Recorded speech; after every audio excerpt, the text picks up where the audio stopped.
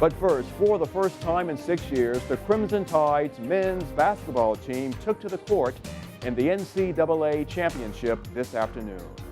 Thanks for joining us. I'm Philip Coleman. Lynn Brooks has the evening off. The 9th-seeded Tide was looking for a win over the 8th-seeded Creighton to advance to the next round of play. And it all came down right to the last second. WVUA's John Huddleston joins us now with more. John. Hi, Philip. The Tide men were looking for a big W today to advance on in the tournament. Alabama fans filled local sports bars to cheer on the team, and it was a nail-biter. The game came right down to the final seconds, and the Tide faithful were hoping for a buzzer beater, but the ball and the team fell short at the last second, giving the Creighton guys the 58-57 win. The team is putting their dancing shoes away for the rest of the season. Fans say the loss hurts right now, but it also gives them hope for the future. Really disappointed that we didn't win, but I'm definitely encouraged for next year. I think, the team and Coach Grant have had a lot of ups and downs this year, but I'm really proud of them and glad to be an Alabama fan and just can't wait for next season. You can't go 5 minutes in a basketball game and not make shots and win the game. But like I said, they got the right coach to do the job, and I think they'll be fine in the long run. And WVUA's Todd Hoyer will have much more on the Crimson Tide coming up a little bit later on in Alabama's Home Team Sports. Philip. All right, thanks, John. WVUA is covering Montgomery, where Governor Robert Bentley has ordered a 10.6% spending cut for state agencies. Now, Bentley has ordered this proration because he says the state's general fund budget was impacted by several factors, including the cost of tornado recovery and reduced earnings from state investments. State Personnel Director says she has notified several departments about procedures for layoffs. However, officials say these budget cuts will not affect the state education budget. In other news, warmer weather means folks will start hitting the water, and we caught up with some people over at Smith's Marina in Lake Tuscaloosa. Some people there were already packing up their boat for a day out on the water.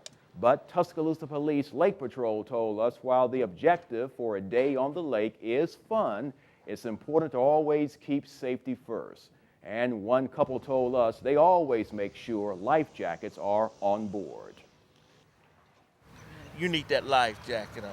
He make sure I get mine.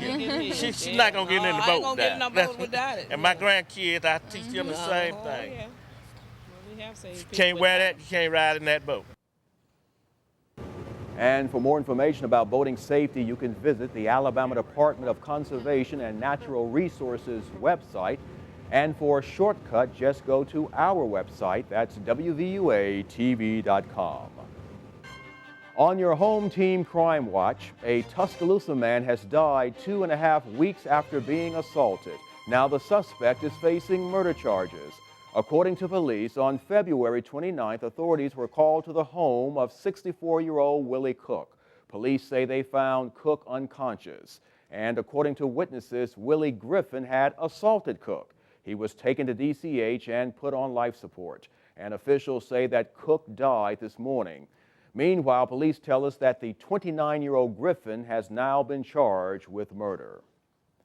And also on your crime watch, 43-year-old Carrie Moore from Tuscaloosa has been arrested in connection with 3 burglaries. Officials say around 11 o'clock on Thursday night, the Asian market on Greensboro Avenue was broken into. And after an investigation, police arrested Moore. And after further investigation, Moore was also charged with burglaries that occurred at Honesty Bail Bonds and Fletcher Supply. Apple's new iPad hit stores this morning, and fans lined up early to get their hands on one in Tuscaloosa.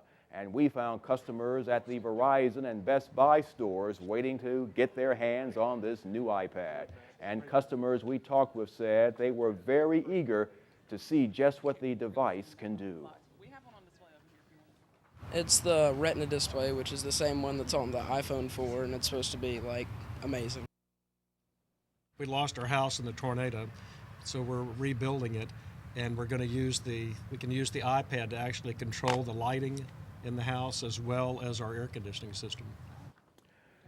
And the first customer showed up there at Verizon around 5 a.m. this morning. New at 6, Montgomery native and Oscar-winning actress Octavia Spencer is set to receive another honor. The Alabama legislature, Governor Robert Bentley, and the mayor of Montgomery will honor her on Wednesday.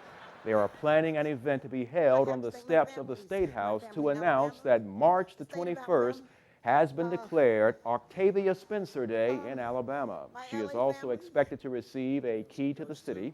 As we have reported, Ms. Spencer captured the Oscar for her role as Minnie in the movie The Help. And The Help was based on a novel by a U of A alumnus, Catherine Stockett.